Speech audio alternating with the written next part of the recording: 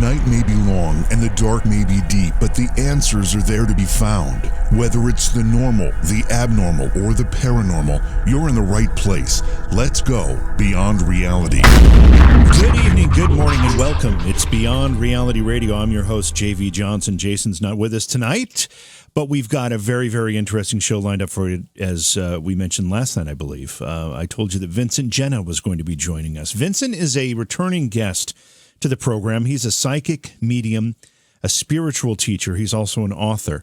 But he's got more to talk about than his work as those things, because he has actually been in communication with aliens that are watching us, and he'll tell us why they're watching us and what they're saying in our discussion tonight. Vincent Genna, I guess, again, will join us as our guest tonight a little bit later in the program. We've got some great stuff coming up. Tomorrow night, Stephen Sakalarios will be with us. He's the director of In Another Life, Reincarnation in America, and he'll share his own story of reincarnation. We've talked about reincarnation on this program in the past. It's a fascinating topic, one that still a lot of mystery surrounds, but Stephen will talk about that tomorrow night. Of course, Friday is a best of, and then Monday we've got two guests, one in each hour of the show. The first hour, Scott Walter will be with us. I believe Scott. Oh, Ryan, is Scott a returning guest? I think he is. I'm not sure. Yeah, I think he was here when Alex and was working with Slick doing all that. But he's a forensic geologist, and he hosts a program called America Unearthed on the Travel Channel. And he'll talk about the new season of that program that begins just in a couple weeks here, I guess. Actually, not even in 1 week. And then in the second hour of the show, Chad and Alta Dillard, they'll be talking about high strangeness in the French Quarter, including UFO experiences, time anomalies, alien implants. They've experienced it all firsthand, and they're going to talk about that in the second hour of Monday night's program. One thing I wanted to bring up here, Orion, I know you've been working on bringing in some folks to talk about this anti-vaccination discussion. Mm-hmm.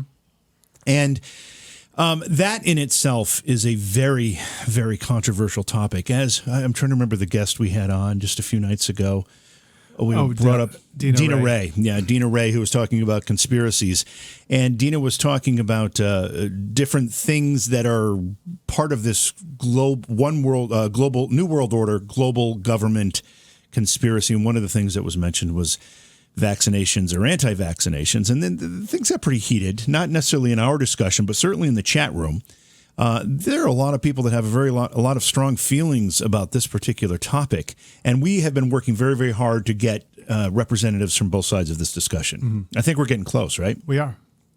So we will have that discussion. But in the news today, looking at a report on CBS's news website, they're talking about the growing anti-vax movement has left just the human population, and now people are not vaccinating their pets. Now, I know in a lot of places you have to have, I think it's required if you want to comply with local regulations that your dogs and cats have rabies vaccinations. Yeah, and ferrets as well. Ferrets too. Okay. Probably not fish. But either way, I have a little bit of trouble understanding. I mean, I don't know. One of the arguments against human vaccination is this increase in autism. Mm-hmm. And things like that. I don't know what the symptoms in pets are that would be detrimental to the pet from these vaccinations. I'm not sure what that would be. I don't know. I guess what's good for the goose is good for the gander. I guess when you believe that strongly that these vaccinations cause more harm than they do good, I guess you would apply that to pets as well. Sure. Yeah. Okay. Well, I find this interesting because there are some serious diseases that animals can contract that are very dangerous to humans as well.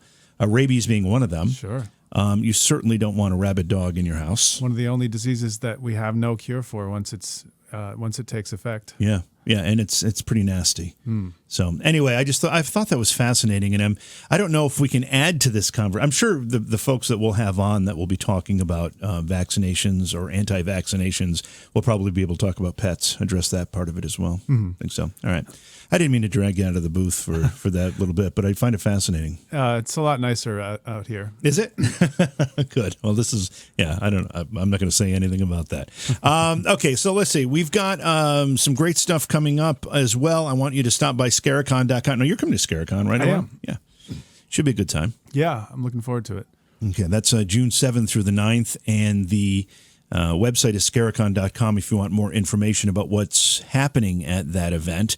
And in the meantime, if you want to swing by the YouTube channel, if you haven't found that YouTube channel, just go to YouTube and search for JV Johnson, and you'll find a whole host of back programs. In addition to some other content, they're all there for viewing and listening, and we stream live on YouTube every night as well. So it's a great resource. If you don't have a radio station that's accessible to you to watch or listen to the program, you can do it right there on YouTube. So are we ready to get Vincent? I think we're ready to roll. Okay.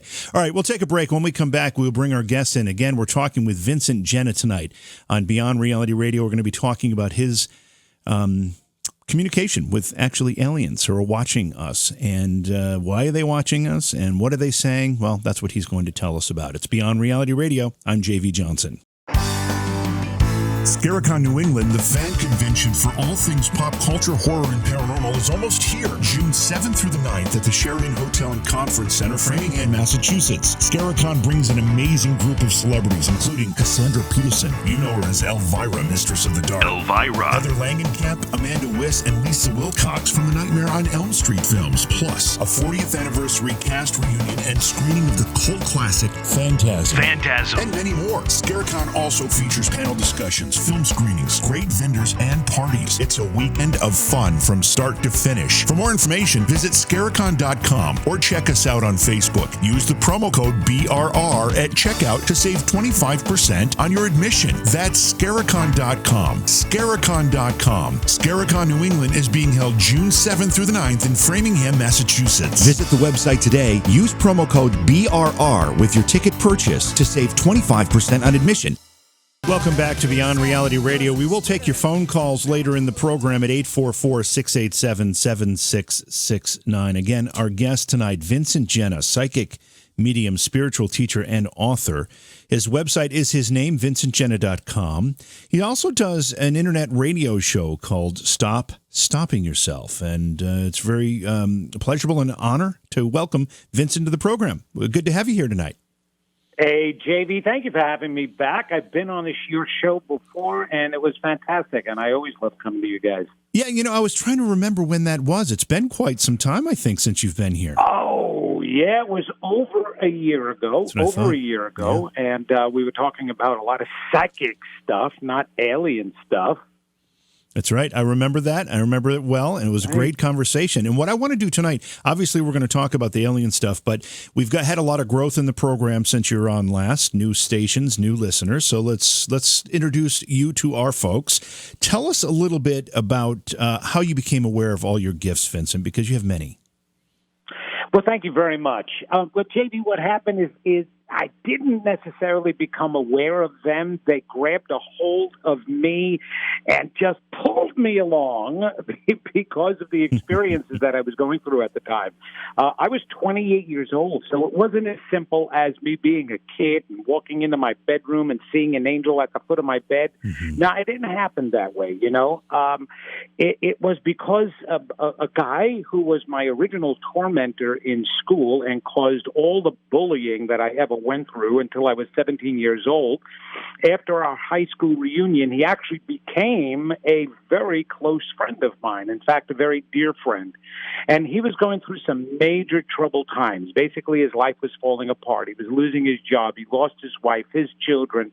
His health was going down the drain, right? And he wasn't telling anybody. He was hiding it. But for some odd reason, I was knowing somehow, some way, that this guy was full of you-know-what, right. And was just BSing everybody and hiding and telling everybody how successful he was. And it was one weekend we were staying by him, my wife and I. He invited us over to his condo in Connecticut. And, of course, his wife wasn't there. The kids weren't there. He was telling me that they were all out. And a meter just kept going off in my head, and my wife didn't catch it. But on the way home, we were driving home. I lived in New York at the time, and I was in tears, actual tears. I was crying for the guy. I said, his heart is breaking. I know it. I feel it, and I don't know how to help him. I just don't know how to help him. I don't know what to say. I don't know what to do. So it was one of my unselfish moments where I actually cried out to God. And here's the crazy thing, JB. No matter how much I was beat up, no matter how much I was chased, no matter how much my parents beat the crap out of me when I got home, I was also abused there. No matter how much I was being sexually molested by my babysitter, I never once prayed to God to help me. So this guy is suffering, and all of a sudden I'm praying to God to help me, but not to help him, to help me help him. And I begged for some kind of ability, some knowledge, some wisdom, something that can help him and also help people like him going through the same types of things. I didn't know what to do, but I wanted that so desperately. Well, within a week's time, things started happening, and over a 3-month period, there were events, and very odd events, that kept building up to finally become one of the best Steven Spielberg movies you've ever seen. And there I am. I'm at the end of these events, these crazy paranormal events. I'm, number one, reading minds, very telepathic, being able to tell somebody's past, present, and future, hearing dead people, and trancing. I didn't even know what the hell trancing was to start with. And then all of a sudden it was happening to me. A higher guide was speaking through me and giving me all of this wisdom and stuff. And thank God my wife at the time, we were married, and I already had a 2.5-year-old son. And she knew me since I was 17 years old. We had been together that long already. And she knew I didn't know any of this stuff, JV. Nothing that was coming out of my mouth. She knew I didn't know. And that's where it all began. And then my friend became my first spiritual student, but it took me a really long time to accept what was going on with me. I mean, I thought I was nuts too, but because of my wife, she knew that I couldn't be nuts. There was something meaningful to this. That's how it happened. And, I mean, some other people have so many nicer stories. This was a story that was extremely overwhelming, and I didn't know what to do with it, JV. I honestly didn't know what to do with it. Yeah, what kind of divine providence turns your former bully of your youth into a friend that becomes a spiritual connection that leads to what you do today? I mean, that is quite a story.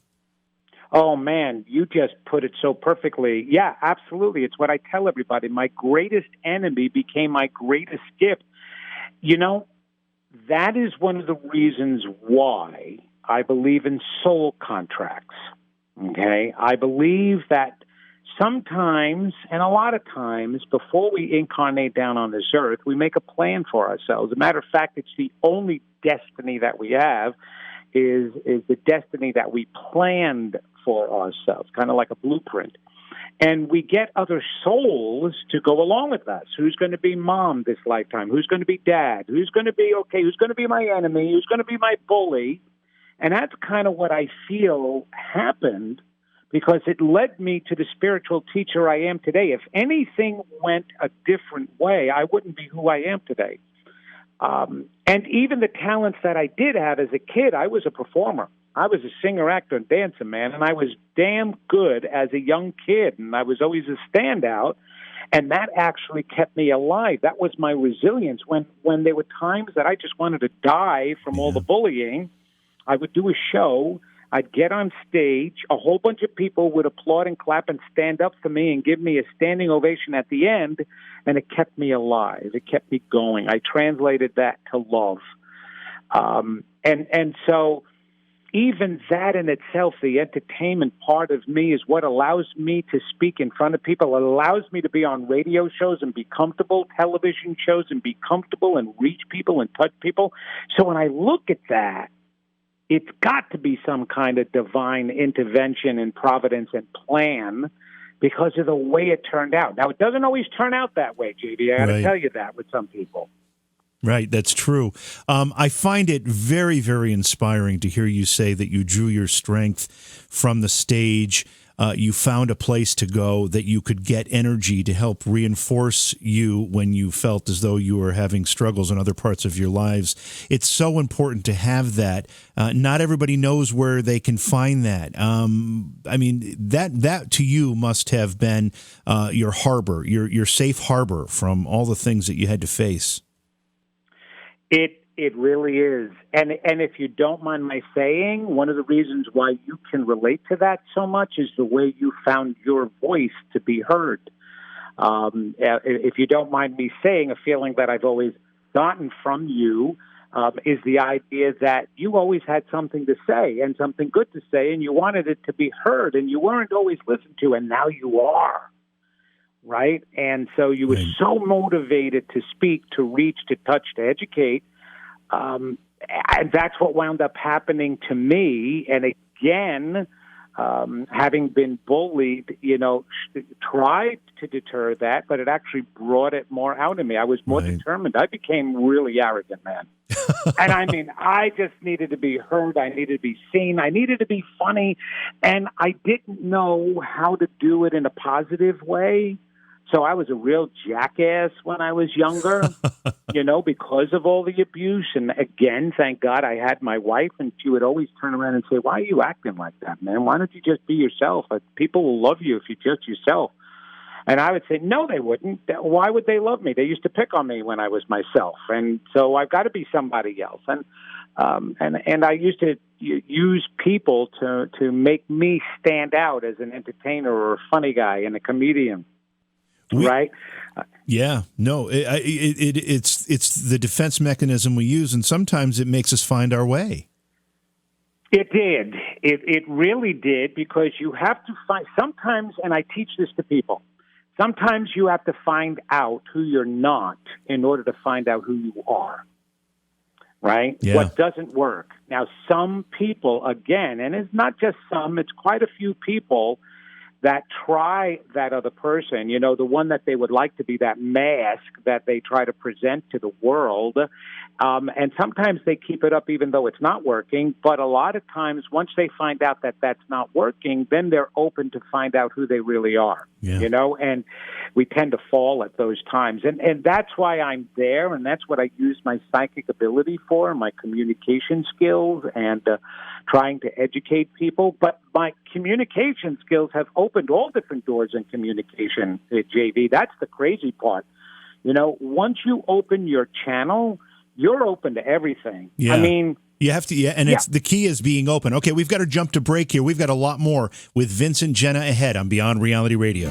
Did you know that online retailers like Amazon have constant deals that can save you money on the things you buy every day? It's no joke. Save 40%, 50%, even 80% on great products, and all you have to do is know about them. Noodle Shark is the way to be alerted when something good is coming your way. Noodle Shark is the social media page that lists great deals that not only save you money, but give you the deals before anyone else has them. All you have to do is find Noodle Shark on Facebook. Search it as The Noodle Shark. That's The Noodle Shark, because you deserve to save too. Become a shark and save. Your comments and questions later in the show at 844-687-7669. We're talking tonight with Vincent Genna, psychic, medium, spiritual teacher, author. His website is his name, vincentgenna.com. He also does an internet radio show called Stop Stopping Yourself. Vincent, what's the show about? Oh, it's fabulous. It's on Unity Radio, and Unity is a new thought center, spiritual center. And my particular show is about how to get you to stop blocking yourself and sabotaging yourself and release the resistances and everything that gets in your way of creating the life you want. We really don't believe what we think we believe because of psychological phenomena that goes on and anomalies. And so I combine my training, my skill, my expertise as a past psychotherapist. And with that, with the spiritual understanding and my psychic ability and mediumship ability, I really can get in there and see everybody's blocks and see what's getting in the way that they can't see that's getting in the way. So that's what my show is about. And people call in, and I still do readings and give them a lot of education and tests and things to do. so they can unblock themselves and release their dreams and their passions and their purpose. So that's what the show is about. And one of the things you say, and I think I'm quoting from your website here, is that you help people decipher where they're blocking themselves from the divine. Are we talking about the divine as in what we know as God? Yes, and your connection to it and that part of you, which is also divine. I mean, being a part of that power, that source, and it doesn't make a difference what you want to call it. Right. Be it God, be it the Force, in Star Wars. George Lucas happens to be a metaphysical, spiritual person, and that movie that he wrote, Star Wars, was actually about us and our relationship with the Force and the God Force and God. So whatever you want to call it, that's what you're unblocking is you're blocking the pathway between that higher part of you that knows and that human part of you that can tend to get in the way, the blockage there. We put resistances up. My book that I just finished, that is out now and being brought around to some publishers that I'm sure is going to be published at some point, is the key to finally stop saying, God, it's not working. JV, we try all of these practices. We listen to all of these lectures. We read these books. We go to conferences, retreats, and so many people are trying to do things in self-help to get to create the life they want, because we're believing that we're more than just physical beings and we're unlimited. But why isn't that theory and that principle working for everybody? That's exactly what my work is all about. Why do we still say, God, it's not working? I'm trying this. This is supposed to be working. It works for everybody else. Why isn't it working for me? And I get to the core reasons why it's not working for you.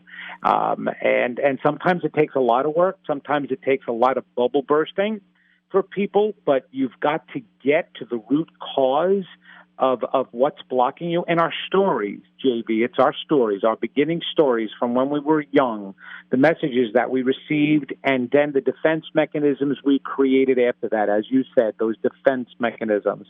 That's what blocks us. That's what keeps us from seeing what we're really believing. And what are the symptoms in someone's life when those blockages exist to the point where they are affecting us? Everything. Okay, this is why people call me. It affects your career. It affects your finances. It affects your health. It affects your relationships. It's what you don't have in your life that you want to have. That is the complete sign. And a matter of fact, it's actually lets you know your life and the outcome of your life lets you know what you're really believing. So, for example, since we're unlimited beings, and we are entitled. That's what the law of attraction says. That's what universal laws and principles. We're unlimited beings. We were created in this image of this divine being, this power, this source. So therefore, we're co-creators, and we can create anything we want. So if we don't then create what we want, and we're creating more of what we don't want, that actually bespeaks of our inner core beliefs, our true beliefs. So if you are struggling financially and there is abundance in the world and each person deserves abundance, we've been told that over and over and over again by our spiritual leaders, and you don't have that, it's because deep down inside of you, you truly don't believe you deserve it. Or, for example, you don't get the promotion that you want. You don't get the job that you want. It's because you truly don't believe you're good enough for it. And the biggest one of all is you're not in an unconditional loving relationship. Love is the most prominent and vital thing on the face of the earth today. Without love, we wouldn't even exist spiritually. We were created from love, we're filled from love, and we're here to experience love. So it's extremely natural, but yet is the most deprived experience on the face of the earth today, with marriages breaking up, couples breaking down, relationships breaking down, right? Yeah. It's all because you don't believe you're lovable. And we create from our deep down unconscious core beliefs, not our conscious beliefs. So people come to me all the time, and they say, Vince, you're wrong, man. I believe I deserve love, man. It's just that I'm not finding the right person. I mean, I keep picking jerks, or they turn out to be the wrong person for me. That's the reason. I said, no. You didn't go shopping like you went out to buy a dress, a pair of pants, or a new car. All right? You attract. Like attracts like. So if you don't believe in yourself and you don't believe you're worthy, you're going to attract somebody who doesn't believe he's worthy or she's worthy. And eventually that relationship is going to end. It's going to get sabotaged. Even people die young because they don't believe they deserve a fulfilled, unconditional love and life. And so that's how we get in our way, and that tells you what you're really believing in. If your health is bad, a lot of times you're just unconsciously punishing yourself. We manifest everything, including our health. We're spiritual beings having a physical experience. We've all heard that. And what the heck does that mean? It means we're energies, and energy having a physical experience. And in science, we've all learned that energy manipulates matter.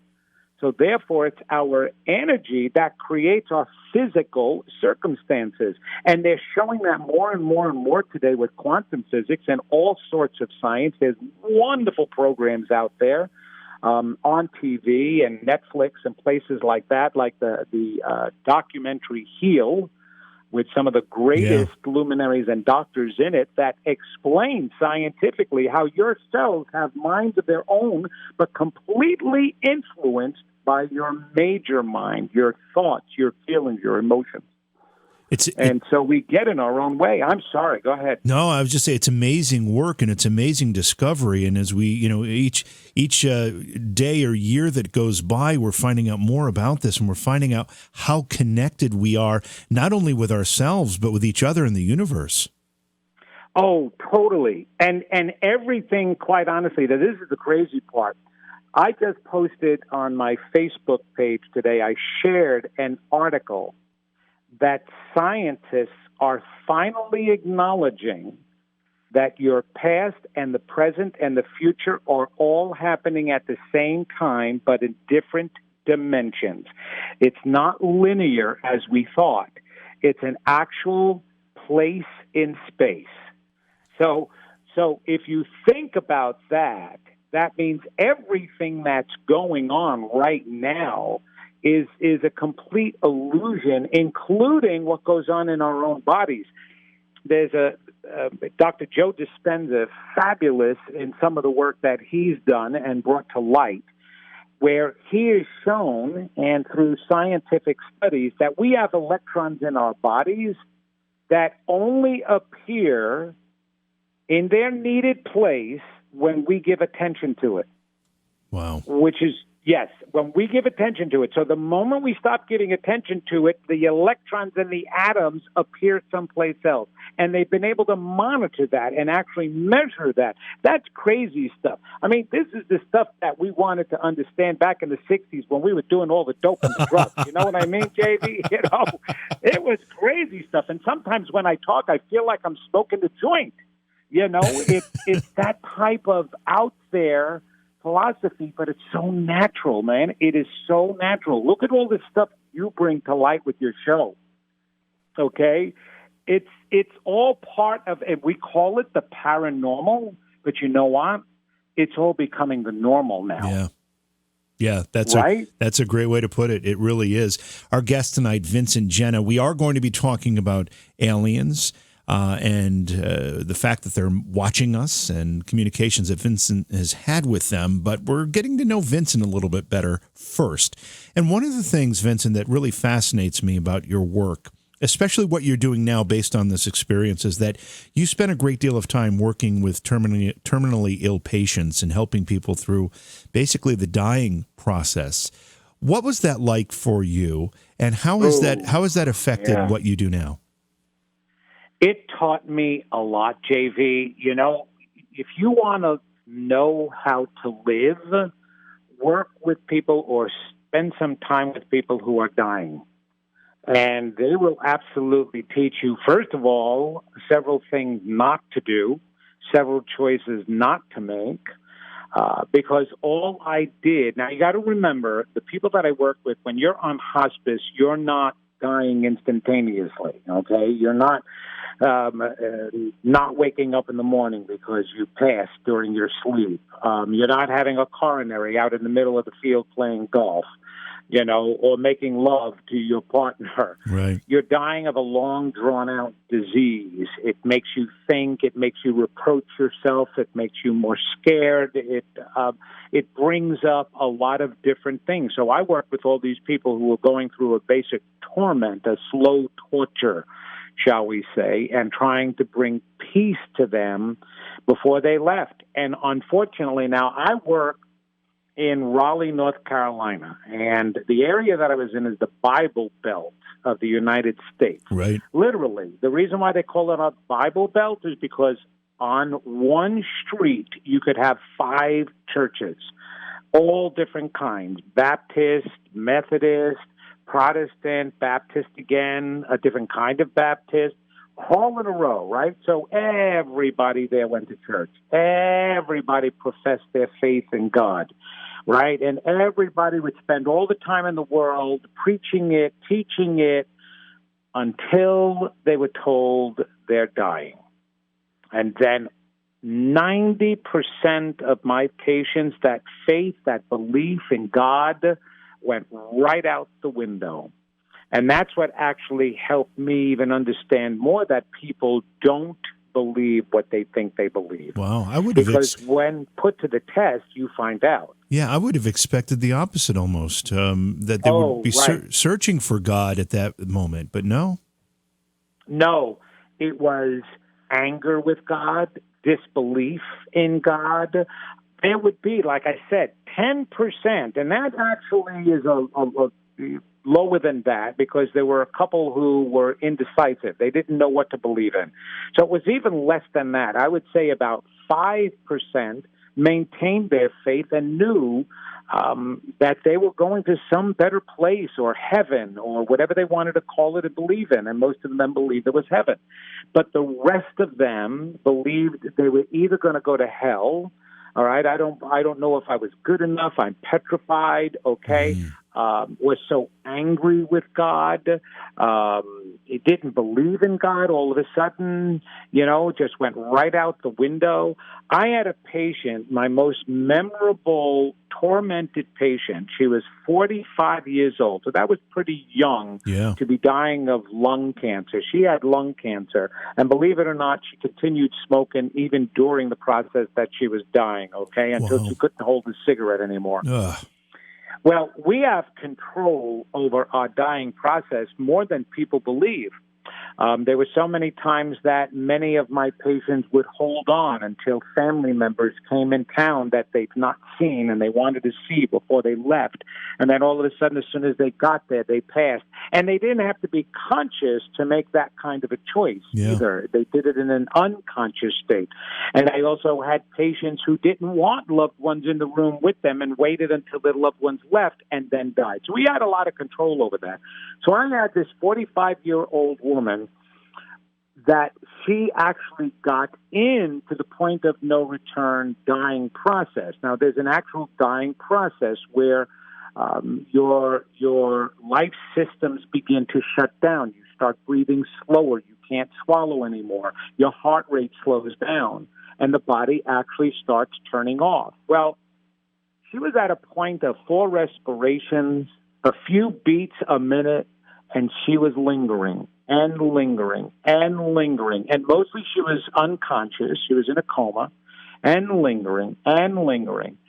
And one day she woke up to me, and I'm talking to her, whether she was conscious or not conscious. I was trying to let her give her some peace, to let go. I had all her family members tell her to let go. It was tormenting to the caregivers, quite honestly, watching that, her children taking care of her, watching that. And one day she woke up and came out of it instantaneously, was shocked the heck out of me, right? Mm-hmm. Sits up in bed and told me Jesus came to get me. And I'm like, oh my gosh, hallelujah. She's finally going to go. Jesus, take her. And I said, and what did you do? She said, I gave him the finger and told him to get the hell out of here. I'm not ready. I'm like, are you kidding me? That you had the supposed savior of your religion come and get you, and you told him to leave and gave him the finger? That's the point she was at. Some people are so petrified, JV. That's one thing that I learned, is what they really believe. That's why I was able to come to the understanding and write the book that people don't believe what they think they believe, right?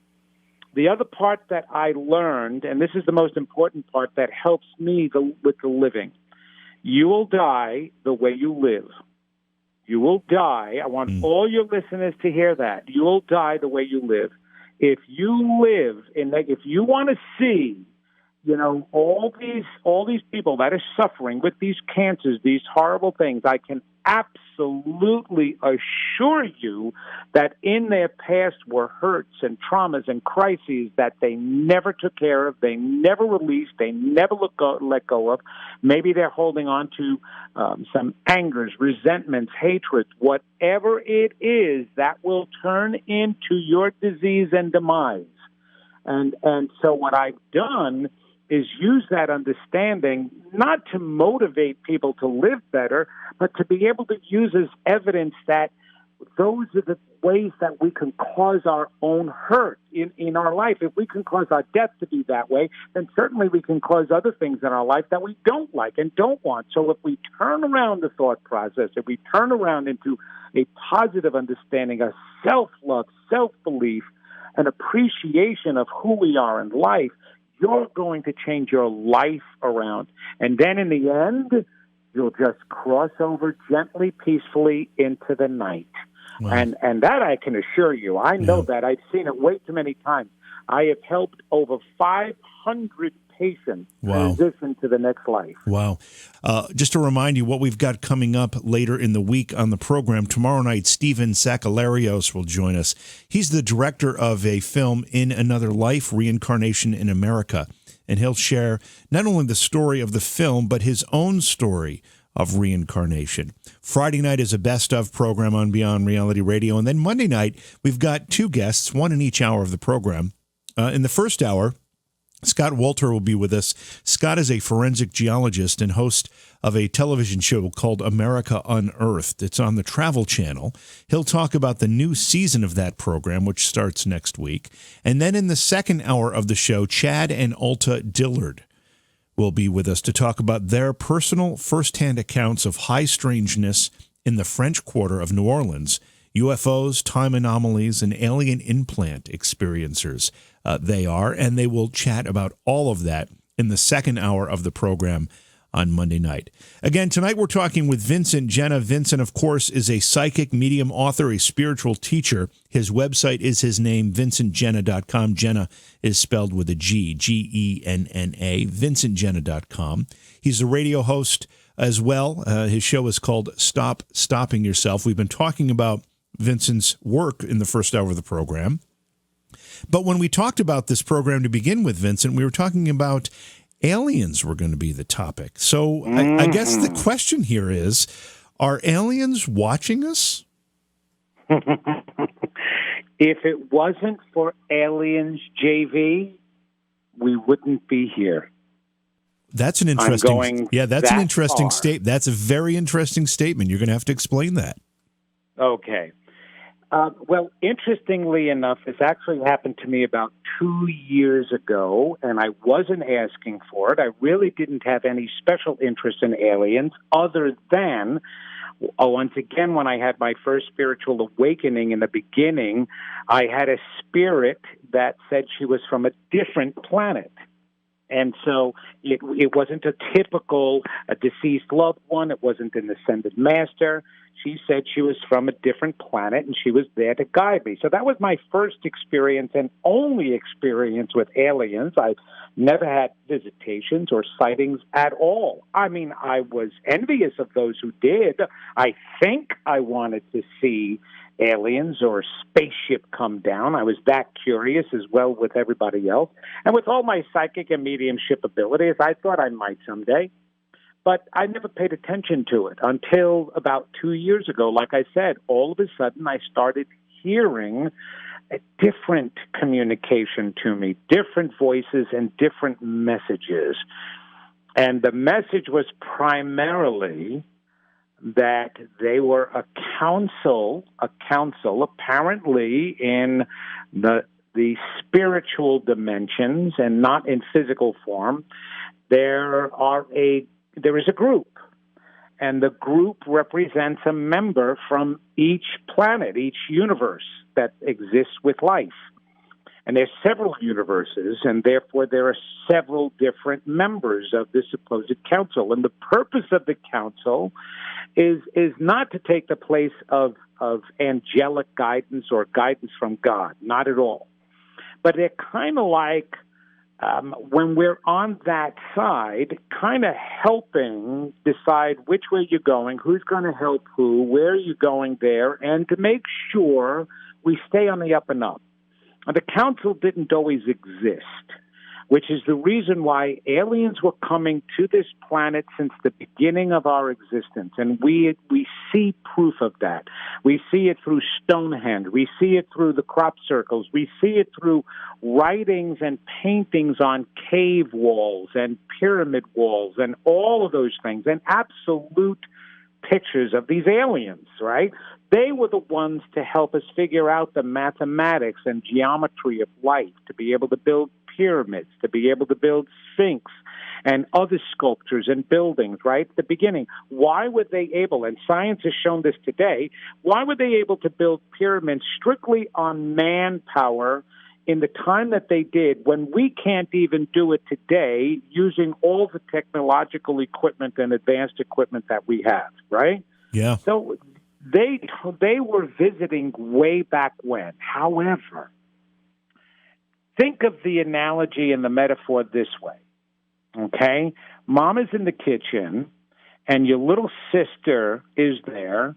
You're in college maybe, and she's in middle school, and she's doing a homework, and you're doing some homework, right? And say number 10 is 15, and she writes it, and Mom turns around and says, you know, JV, you don't help your sister with her math homework. She's got to figure that out herself. Otherwise, she's never going to learn. I know you want to help her, and I know you love her and you care, but give her a chance to learn herself, okay? All right, Mom, I promise not to bother or interfere until Mom leaves the room, and then you turn around and you go, okay, the answer to number 20 is 7. You're on a sneak. Well, that's council form, because they're like guys, each had your chance to evolve. You had your chance to fall. You had a chance to make all yourselves.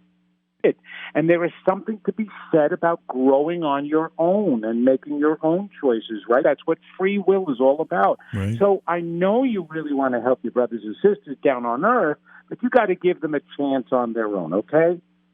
Well, we're kind of way behind the evolutionary growth cycle, okay? All the other universes are way ahead of us. As a matter of fact, I don't even believe there is a universe less advanced than us. And we can see that by the way we still treat each other, hurt each other, kill each other, live in fear. Come on, this is not evolvement, not the way it's supposed to be. And so our brothers and sisters in the other universes are trying to help us. So one of the things that they did to help us really hasten our evolvement is they took the Neanderthal. We're the ones who decide how we're going to come down and incarnate. And so maybe in the beginning, we copied the animal form and we made a human form, okay? And our big brothers and sisters are looking at that and going, hey, guys and girls, you know, look at what they did down there. Holy cow. They made themselves look like monkeys. They're never going to grow. We're going to have to help them out over here. So at one point, they came down, they took our original DNA strand, and they spliced it. And they spliced it with different chromosomes. Now that is scientifically shown. And if anybody knows Greg Braden and Greg Braden's work, he's a doctor of anthropology, and he's very well known in the parapsychology and the paranormal and the metaphysical field especially. And he has shown that instantaneously, over 11,000 years ago, a new strand of chromosomes and DNA existed. And the only way that it was able to change was a splicing. Well, they're the ones that spliced us. So all the modern men that you see today were created by our brothers and sisters of different universes. Now, why are they still coming back after they did that? Because even after they helped us evolve, what are we doing now? We're creating all of these diseases and foods that hurt us, that kill us, that just are destroying us, right? And so we're mutating ourselves into a process of killing our species off.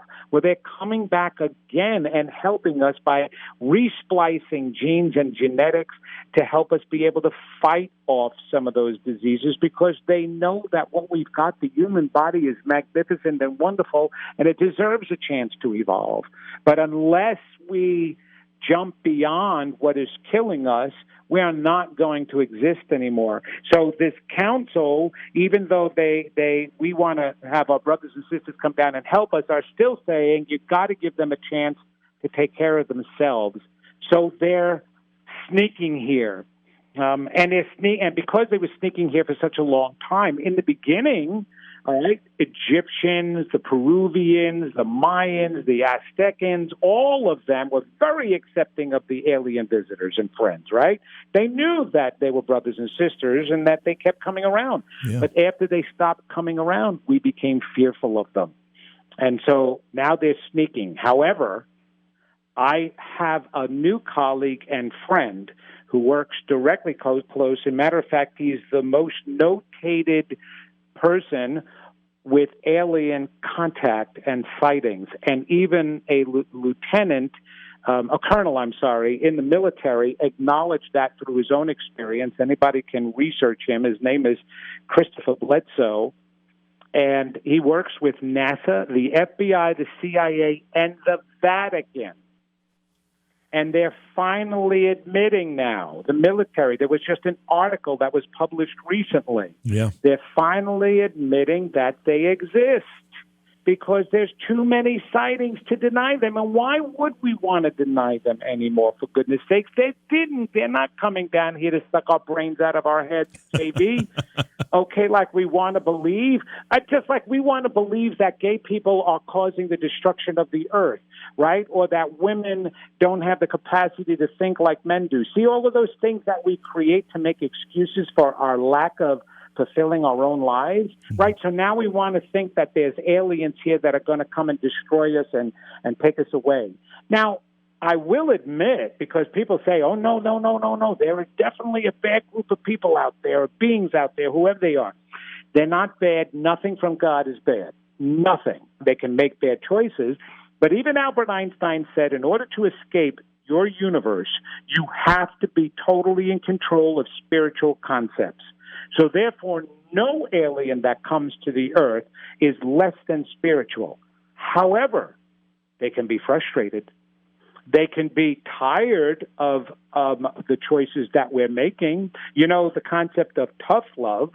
Well, there can certainly be a group of our brothers and sisters who are pushing us harder, who have tough love for us because they're sick and tired of seeing what we're doing to ourselves.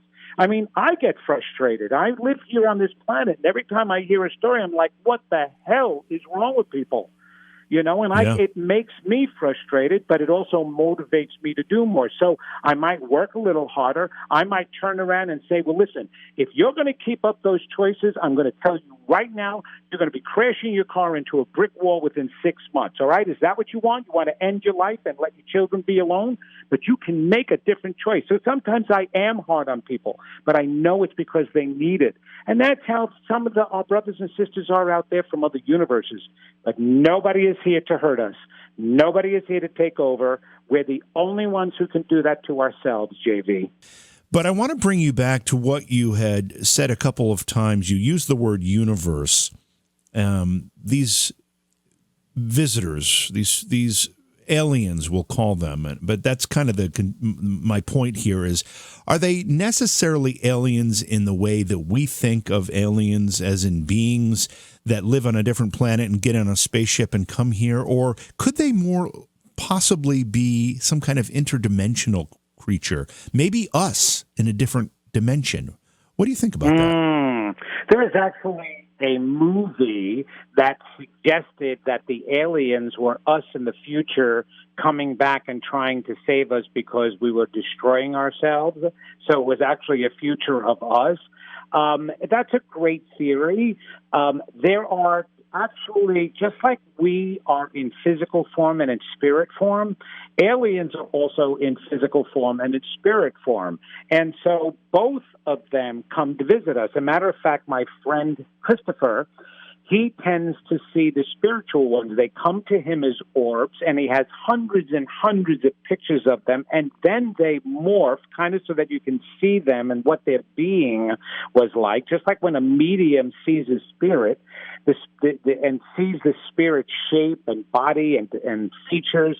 The being doesn't have a body anymore. You know, once we die, we leave our bodies behind, right? We're just energy. But what they're doing is they're manipulating the image in our minds to give a sense of what they looked like. So there are spirit aliens that come to visit us, as well as physical aliens that come to visit us. Or they're both. So they're both. And you also said that this council is not supplanting. Well, you're not supplanting God. I'm not sure the exact words you used. Could it be that the council is actually doing the work of God? That's a theory in itself altogether. That there's books about that we were actually created by the aliens in order to work on their planets, that kind of things, like slaves.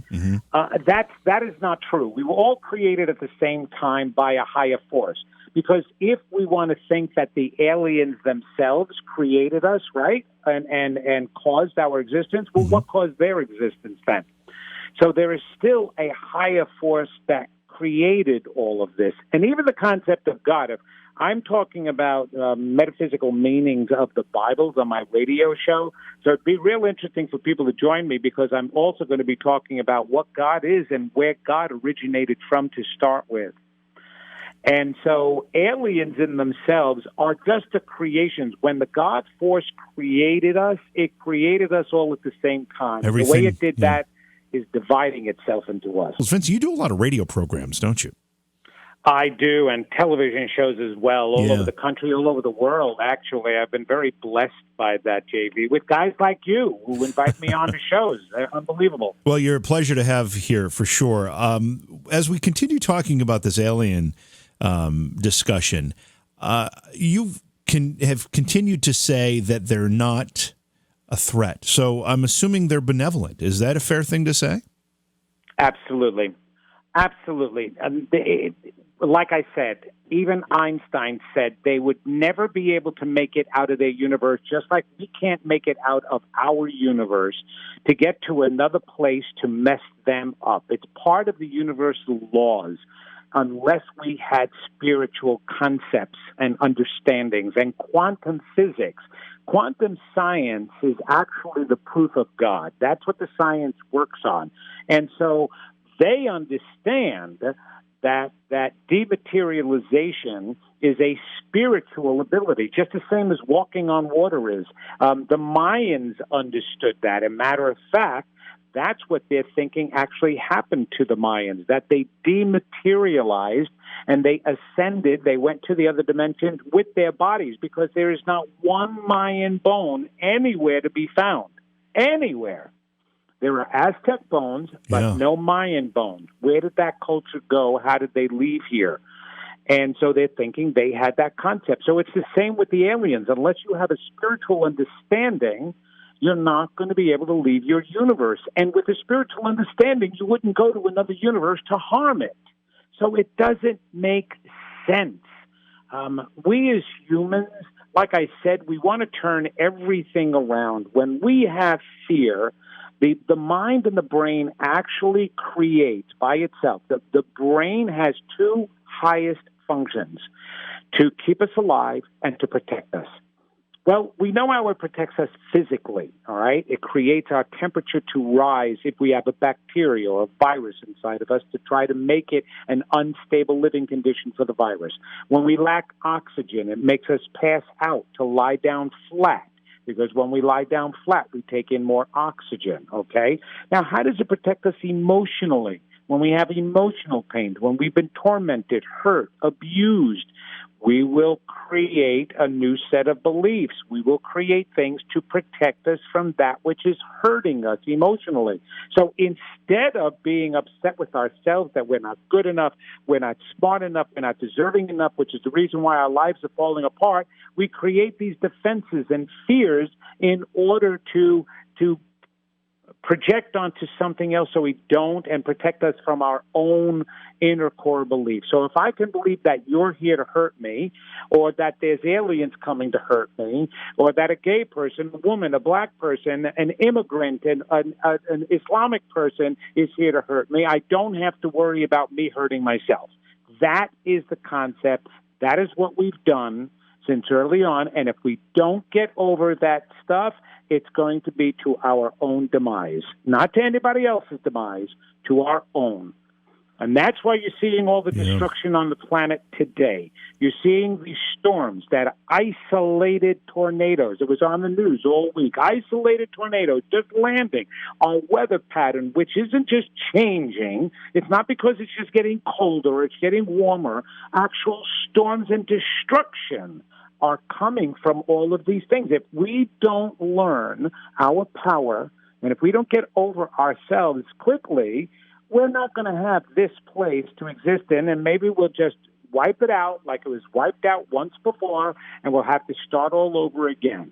But it can't continue the way it's going now, JD. And I don't mean to sound like a downer, but I am being real here. You're being a realist. You talked about the military acknowledging the presence of these, if nothing else, the UFOs, and the sightings are on the increase. Does that mean something's imminent? Is something unique going to happen soon? Yeah, yes. They're watching our destruction. They know, where do you think I'm getting this message from? I'm getting it from them. I'm getting it from my own guides. I'm even getting it from God and Spirit and Source. The story of Sodom and Gomorrah was not a story of God destroying us. It was a story of critical mass and our capacity to destroy ourselves using that God force. It's why we fear our power, is because we can misuse our own power. So Sodom and Gomorrah can be happening right now, where we're destroying ourselves, and everything and everybody, the new consciousness that's arising, that's been changing so rapidly, the aliens coming down to try to help us. More people are seeing sightings of deceased loved ones, of aliens. This is all happening to wake us up quicker. Even what has happened in the United States today is an attempt to wake us up as quickly as possible so that we can turn things around, because we do have a chance. We do have the capacity. So that is why things are happening the way they're happening. So, yeah, they're coming here to visit us because they're trying desperately to keep us from destroying ourselves, because that's the direction we're headed in. And here's the problem. When your technology becomes more powerful than your spiritual ability to deal with it, you don't even recognize when you're destroying yourself. We want to think we're so advanced because we all have iPhones, and they're getting smaller and smaller and smaller, and they're on our list now like Dick Tracy, all right? And we think we're advanced, when in fact we are just as archaic as a civilization, the way we're treating each other and killing each other, as we were hundreds of years ago. We're just doing it under a different guise and a different look, and it looks a little prettier. What's the answer here? I mean, do we have an opportunity at some point to commune with this council as a whole population, or do we need to be to rely on folks like you, Vincent, who have that pipeline to be able to communicate so that we understand how we can kind of turn this battleship around. Yeah. I'm not here, JV. Thank you for that. But I'm not here to be the mediator. I'm here to wake people up so that they can do it themselves. Wow. I teach classes on how to awaken your psychicness and your mediumship ability. We all have intuition. We're all connected to the God force. We all get these answers. So just hearing them from me is not enough. I don't want followers, and I don't want people looking at me in that way and saying, oh, give me all the answers, because what I'm going to do is empower you to get your own. The answer to all of this, which is a great question, JD, to ask, is we have to heal ourselves. It will automatically extend out to the world the moment we start working on the self, the moment we start releasing and healing those pains from our childhood. You know, people ask me, how do I know when I'm at a higher spiritual level? I said, okay, it's actually a pretty simple question to know that. When you're watching the news and you hear that somebody just went into a school and shot up a bunch of kids, where does your first feeling of compassion go? And the majority of people will say to the victims. And I'll say, well, there you go. When your first feeling of compassion goes to the perpetrator, then you know you're more evolved. And why is that? Because you would have the understanding that in order for one of our brothers to go out and hurt another brother, he or she must be so tormented and so hurt in order to be able to do that.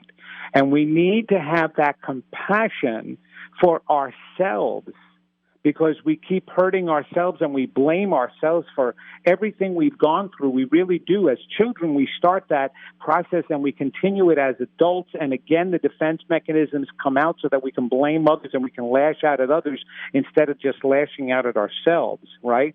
And so the moment we start having a compassion and the forgiveness and we heal and we release those pains and those torments, we will not hurt each other. We will instead help each other, because it is so wonderful.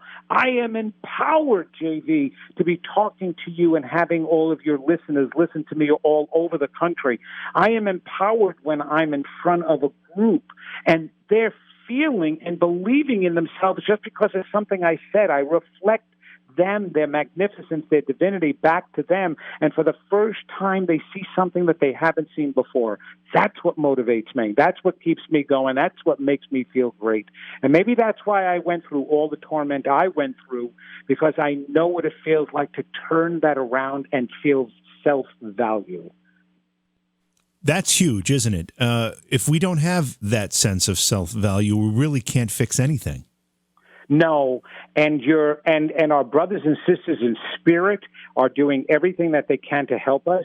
Our deceased loved ones who helped to cause those deficits, they're on the other side. Our parents, they didn't do as great of a job as they were hoping they could, because they had their own issues. You cannot raise a child. You cannot love another person. You can't even heal another person until you start healing yourself first, because it all comes from within you and your own self-experience, right? People tell me all the time, oh, I love my children better than and greater than I love myself. No, I'm sorry, that's not true. It's impossible, actually, to be able to love anybody else more than you love yourself. You must love yourself first, because it comes through you, not on the outside of you.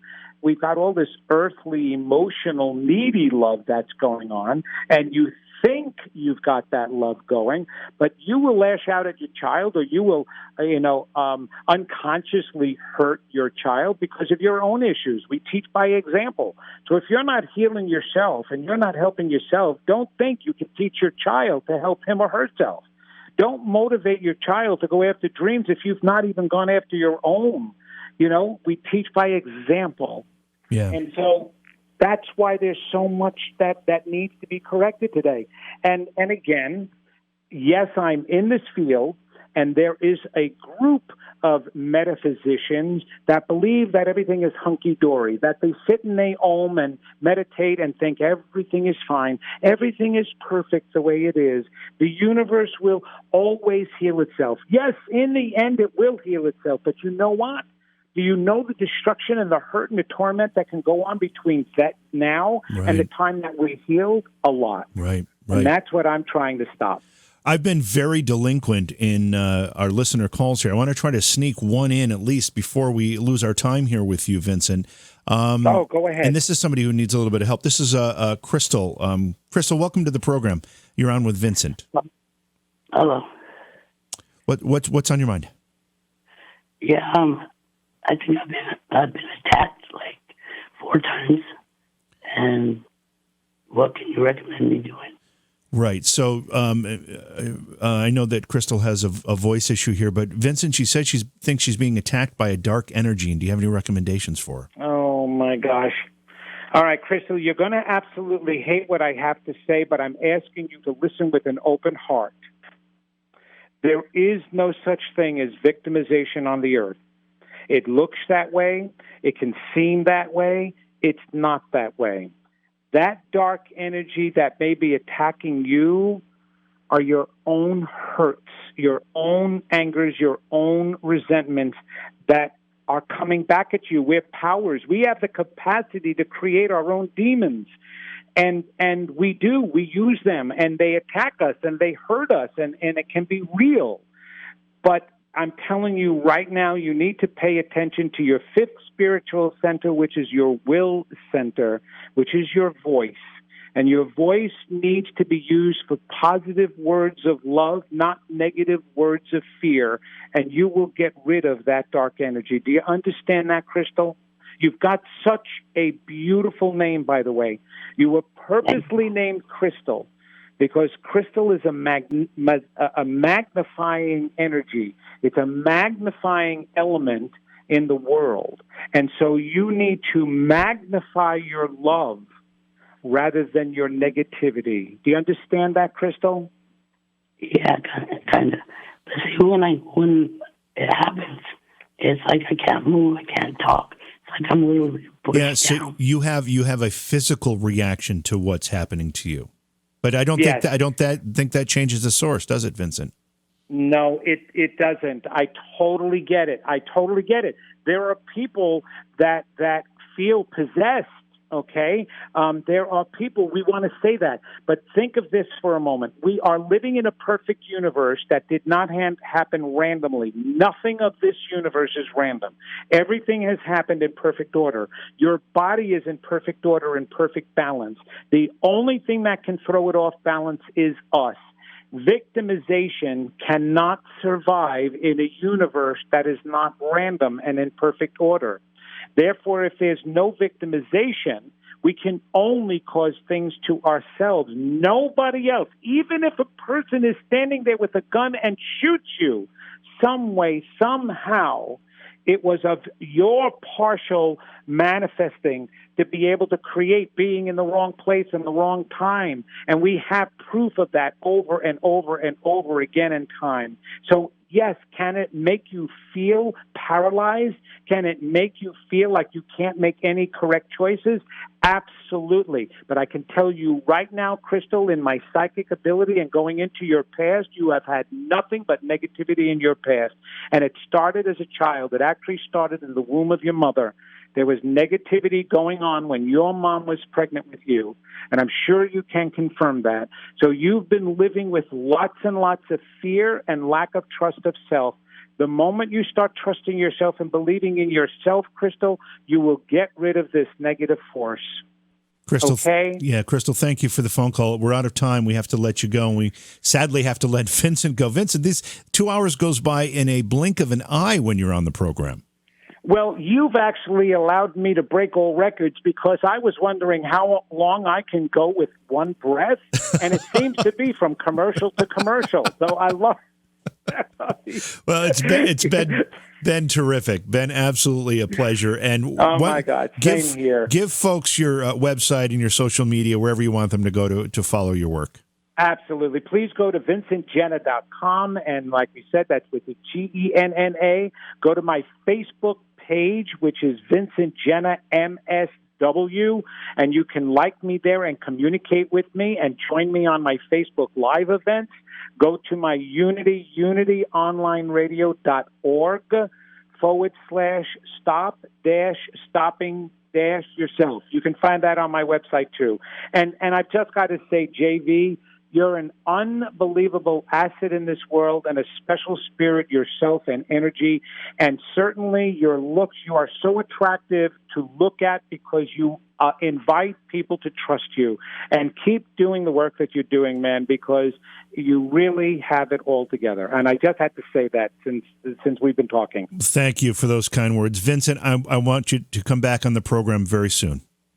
I'd love to. Thank you so much. Okay, so for those of you on the YouTube stream, you saw that we have Catherine Kokorin joining us from Terrifier at the Scaricon New England Convention coming up June 7th through the 9th in Framingham, Massachusetts.